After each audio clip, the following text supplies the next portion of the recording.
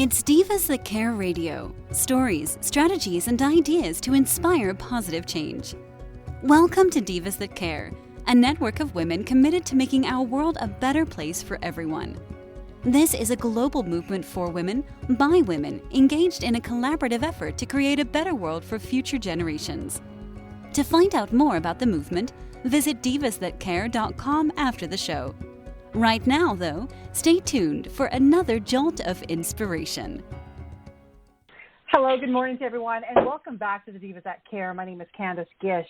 If this is your very first time tuning in, a huge welcome to you. We've been doing this now for 13 years, and we are listened to in over 30 countries around the world, so we're so excited that you've joined us today. I have a brand new diva that I'm going to be welcoming to our family, and her name is Liz Capance. Welcome to the show, Liz.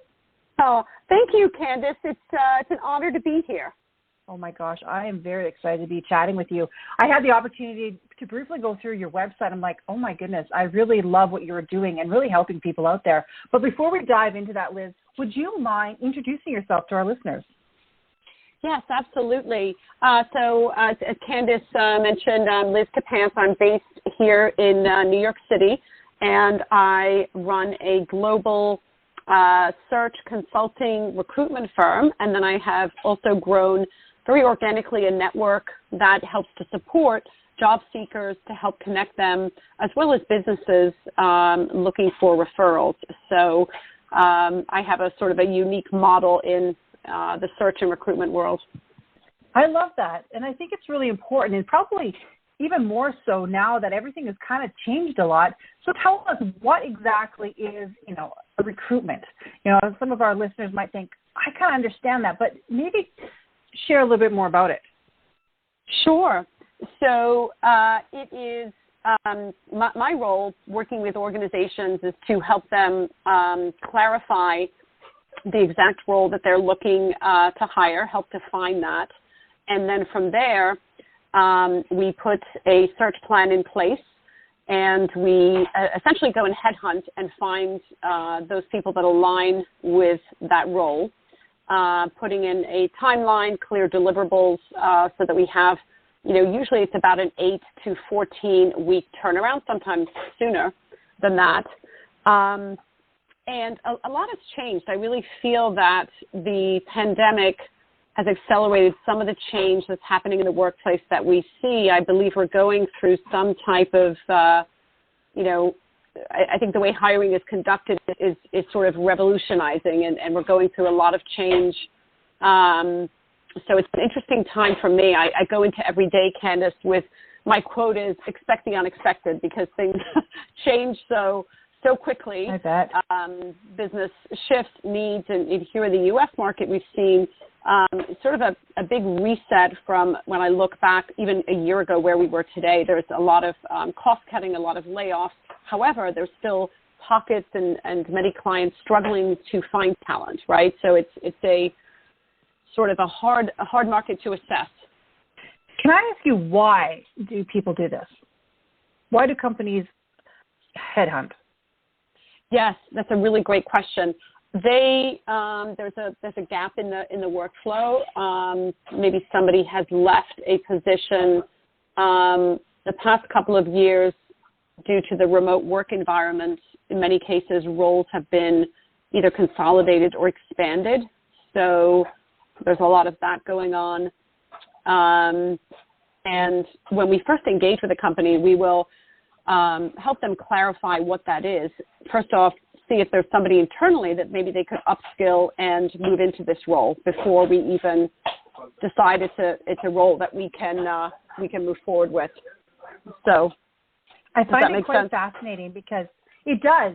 Things have changed. We've always had headhunters. We've had people always looking out for the best person for a position. But it seems to, as you said, it's grown, it's changed, it's evolved. And I really think that people, this is what they're looking for, because it's not, I'm just going to put my resume out there anymore. It's people that are looking for you directly. Yes. And the whole process, one of the challenges, I think, for many firms, many clients, is that they oftentimes may not have a process in place. When we engage with a company, we will put that process in place. understand the budget, the timeline, so that we can manage expectations right through that process. So I think one of the challenges though is that there's no uniformity. So every company might have a different sense of how they hire and headhunt and find people, right? And others may not know how to interview. So there's many things that go into this process that there's just not much uniformity out there, unfortunately. Yeah, that makes a lot of sense. And do you work, obviously, not just with people in your local area, you work with global businesses? Yes, we have a global reach, so we can, we have clients in the Middle East, in Europe, South America, Africa, so we're pretty extensive. One of the questions I do have for you, do you work with, so for example, if somebody has a good background, it's not a business, but it's an individual, could they use you also? Yes, so how my model today and how this has grown is I have my EBC, which is our retained search business, right? Companies that come to us and we engage and decide that it's the right search assignment for us, right? And we put that into place. We do, however, get a ton of referrals on the candidate side that may not align directly with those searches that we have. If they wish, we offer the Erudites Network community, and through that forum, we can help to connect them to companies that might align with their background to sort of find the hidden jobs, and for informational interview purposes, it's really powerful to get your foot in the door to a company before they might go public with whatever that role or that position might be. So, and that's exciting, isn't it? Yeah, it's all about, for me over the years, Candace, my business has all been word of mouth referrals, and it's so powerful. So I've seen firsthand the importance of having a strong network that can help refer you in, right? Get your resume into that company. Oftentimes job seekers will, apply through the dreaded ATS system, the black hole of no return, and be competing against hundreds of other applicants, especially in today's job market. So built up many strong relationships, again, just through the network that if these job seekers don't align with my paid searches, I will help to connect them to get in front of companies if they wish. So it's all part of the whole ecosystem of the, the business and the model that I have. Mm-hmm. It's not what you know, obviously, it's who you know. That's what I always love about networking. Well, I noticed it on your website, too, which is really cool. On the EBC Associates, you have even a job search section where people can look for a job that they're seeking. Yep. They can apply, through the job board, even if they don't see a position on the job board that, matches what they're looking for. Through the network, again, if they wish, they have the opportunity to be part of a community of other people that are going through the job search process, and we, help to connect them to others that might be looking for either project-based consulting or just for, again, informational interview purposes. So, well, and I look at things like this for people that are relocating, for example. If they don't know anything and know anybody in those areas, it's like, okay, what do I do? How do I get my name out there? And having a service like yours, you can really support these individuals. Exactly. My goal with the, I call it Execs in Transition group, Candace, is to work with these job seekers. Most of them are, this is one of my communities, mid to senior level, is to really kind of open their eyes to thinking broadly about the job search. There's many ways that one can make money and earn a living, right, these days. Of course, applying for a permanent role. Maybe it's project-based consulting work that you can also look for, depending on your skill set and your background. We also have, for example, someone who's a franchise coach. Maybe franchising might be an option. We focus a lot on branding yourself, leveraging LinkedIn, sharing your story, because when you share your story, it's really the pathway to where job opportunities are created. So branding, putting yourself out there. So it's really kind of a, sort of offering a very holistic approach to a job search. So people that are just sitting, behind their computer applying and feeling like, oh gosh, nobody's getting back to me, nobody is interested. This is kind of opens up their strategy to many different things, and also having a community to support you through this effort is really powerful. Well, and I know lots of people that are looking for change right now. Honestly, they want to travel, they want to just something different. They're just tired of what they're doing, and I really like that you can really support these people in helping them through that transition of figuring out what they want to do next. Yep. Exactly. And then we bring resources. We have a number of coaches that work as part of the community. So if people need sort of a more one-to-one coaching, they can, decide to go that route, or if they just want the group, community calls we meet twice per month on Zoom. And then we also add some in-person meetups as much as we can. So can I ask you how you got into this? Sure. So for me, Candace, getting into recruitment, I learned the basics and the training. For me, it was a second career. I had come from a marketing and sales background, worked overseas, worked in London, and also worked here in New York, and then took some time off, had my kids, and then was looking for something that had a little bit more flexibility. At the time, I had a friend that was in recruitment, and I thought, that's something I could probably do. Let me kind of pursue this. So I, went in that direction. Spent a couple of years with another firm to kind of learn the basics, and then launched this with a partner back in 2008. It was probably the worst time ever to start a firm, as you know, 2008 and the downturn here. But nonetheless, for me, Candace, it was one of those industries when I stepped into it, it's like I never looked back. I couldn't imagine a plan B, because I'm very passionate about what I do. So it comes very naturally to me, meeting people. The recruitment is tied into the networking, because I'm usually looking for people for jobs or companies, that might be looking to hire. So it's sort of like, for me, as much as the ups and downs that come with any business that you run, and some of the challenges over the years certainly have been there. It's just something that I'm very passionate about and absolutely love to do. So, yeah. Sounds really exciting. Honestly, it seems like something new is always happening every day, and you look forward to it. Yeah. It is and when you after many years of doing a lot of this networking and really building up a great community, it didn't happen overnight, but it has built and grown to now, where a lot of the network people have, become friends, and it's powerful when you bring people together, and, that trust is there and what you can accomplish. So it's really been, I'm very thankful for that, really. Well, and it sounds great, and I really, truly believe you are supporting and helping so many people, and that's what we really love here at the Divas That Care, is that collaboration and helping people get to what they want to do. So tell me, Liz, is there, I don't know if you've offered workshops. Do you do anything that people can kind of just listen to, like get information, anything like that? So, we are actually in the process. Right now, we're on Zoom. We do record the meetings. We're in the process of adding some sort of more learning-based and tutorial on a number of different topics that will be rolling out hopefully by this summer.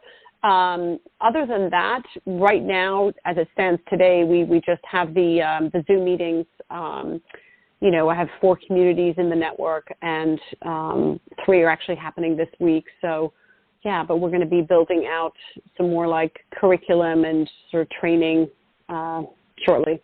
That is fantastic. Well, we'd love to share them and support you in that in any way that we can. Our tribe is always looking for things, and we have such a diverse group of individuals around the world that I think I know some of them would definitely be interested in that.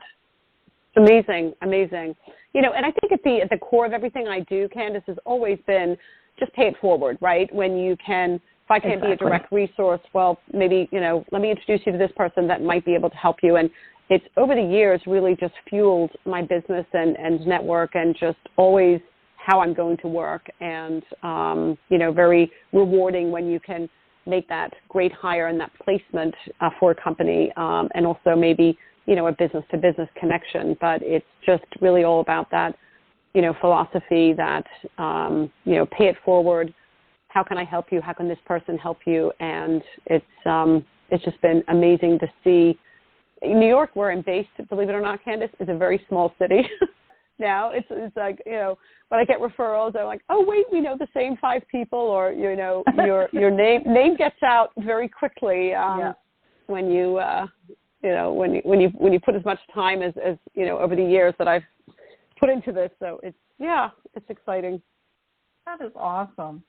And that's kind of my philosophy too, and that's why I've done the Divas That Care for so many years, because that's what I felt. It's like it's a good way to pay it forward and to support as many people as you can in the time that you're here. Exactly. It's just, and I think one of the things that I've just seen over the years is in my line of work in talent acquisition and search, right, it oftentimes tends to be very transactional, and I really dislike that model. Meaning that many times if the candidate isn't aligned with, the mandates that I'm working on, oftentimes a recruiter may not, work with that individual or offer any other resources, right? For me, it's all about the relationship. So I'm going to say, well, if I can help you, you're interested in this community, we have other resources. We help to connect and sort of pay it forward. So it's just I placed somebody recently that I placed 12 years ago. So, people come back, and it's not as transactional. I don't see my business, and I dislike that model. And I think that's why. Mm-hmm.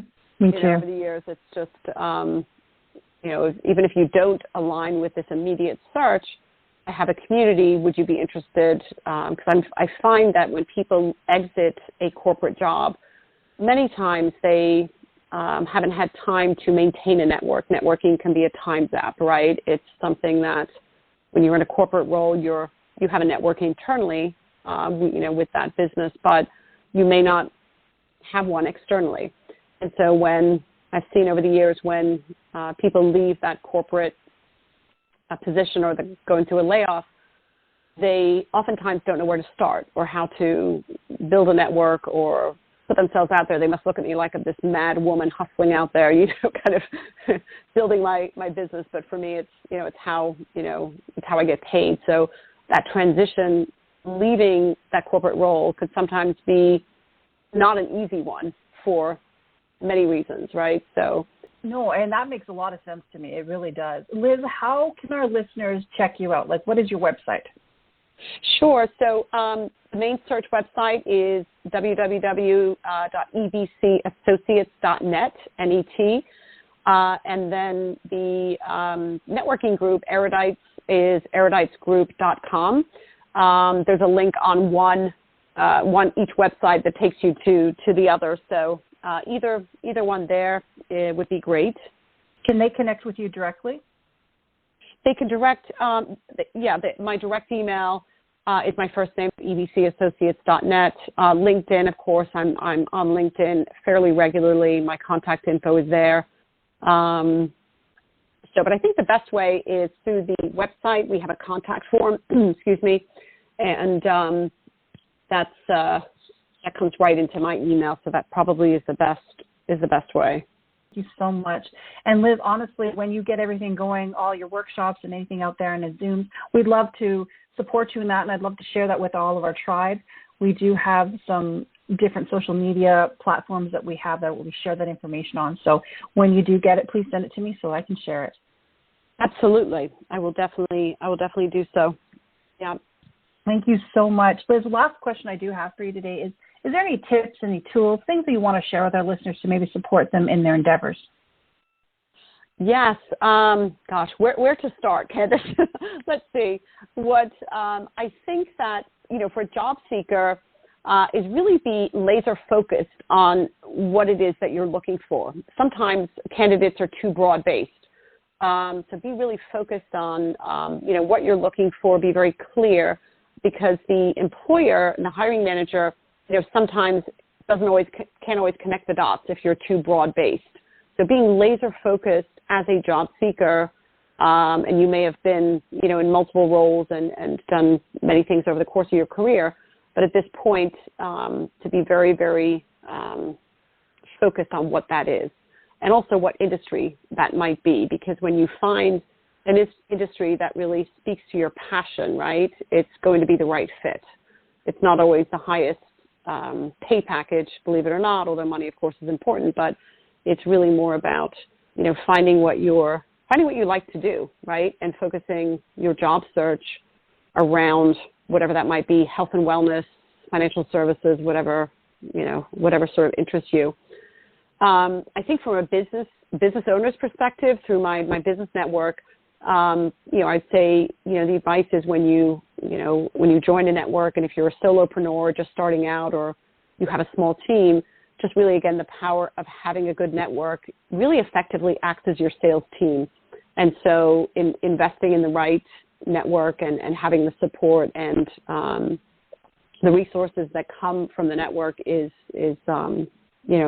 super important to have. So I'd say for a business owner and then for a job seeker, those would be sort of two things that come to mind. I could go on for a while, Candace, but I don't want to. No, that's great advice. Yeah, that is absolutely great advice. Thank you so much. Oh, you're welcome. Yeah. Well, Liz, I've had a great time chatting with you today, and honestly, I would love to have you back on. I think there's a few more topics that we could talk about and really share and inspire our listeners. I would love to, Candace. Yeah, a lot of things happening in the market, as I was saying, and jobs, just business, economy. It all trickles down to the hiring and the jobs, and we follow all the data and the numbers here, and I've seen just for the past couple of years really some sort of inconsistencies in the unemployment rate today, but then there's a number of layoffs, so there's a lot of things happening. I really truly feel that we are going through a sort of an evolution in the workplace. We have the gig economy, which is projected to continue to increase and already has been. I read a stat, Candace, that by 2027, 54% of the workforce will be independent contractors. So that gig worker. Wow. And I think people just considering one or two revenue streams, right? I think that's becoming more necessary, really, because there's just less commitment from an employer as well as from an employee. So, well, then I definitely think that you and I are going to have to book something soon and kind of go through more of that. Would love to. Yes, would absolutely love to. There's a lot happening, so that would be terrific. Oh, excellent. Well, I look forward to it. Thank you so much again for being my guest today. Oh, you're so welcome, Candace. It's been a pleasure. It definitely has. I've learned a lot, and I can't wait to share that with all of our listeners. And as I said, we're going to definitely book something soon because I think that we need to learn more about that. We need to be aware of what's going on, and I think that you are the person to talk to. Oh, well, thank you. I'd be honored to chat further on several of these topics and what I'm seeing in the market and changes that are happening right in front of us. But it's as much as I was saying earlier, my sort of each day I go into it, expect the unexpected, right? Because shifting priorities, business, jobs that are active, then maybe get put on hold, new jobs come in, this, that. It's just I think we have to be agile and be able to to pivot quickly and to have that certain resilience and grit, right? That things do change. I right? agree. And that flexibility is a necessity nowadays. Oh my goodness, yes, totally. So and not easy, not easy for a lot of people, but it's I think for me just something that growing up, and I always kind of look back at my parents was like kind of the foundation of what was drilled into me, and it served me well as a business owner and as an adult. But having that resilience and change and maybe setbacks and maybe okay, now I thought this was happening, now it's not, and kind of keeping the focus right and keeping the sort of positive mindset, which is not always easy, but yeah, a lot of discussions happening. Be booking that soon because I just have all these ideas going on in my brain right now. I'm like, oh my goodness, we're going to be doing that. So yeah, I'm going to be sending you an email pretty soon here. Amazing, Candace. Well, thank you so much again for your time, and I'll be sharing some of those, additional resources as we roll them out soon. So excellent. Yeah, and I we'll look go from forward there. to it. Thank you. Yeah. That is perfect. Thank you. And I do want to say a quick shout out to all of our listeners. Thank you so much for tuning in today. I want you to take a listen again to this show because I think you're going to have to listen to it a couple of times to get some of the information that Liz was really talking about. I'm going to be posting all this information on all of our social media. Please send this to your friends and family because I think it's a necessity that we all learn what's going on out there. Things are changing very quickly, and we need to be a part of that. We need to understand what's going on or we're going to be left behind. So I'm going to, as I said, I'm going to be posting this. I'm going to be having Liz back on the show, and then we're going to be talking about some more things. So, again, thank you, Liz. Thank you to all of our listeners. And please remember to do something kind today. Until next time, everyone. Thanks for listening. This show was brought to you by Divas That Care. Connect with us on Facebook, on Instagram, and of course on divasthatcare.com, where you can subscribe to our newsletter so you don't miss a thing.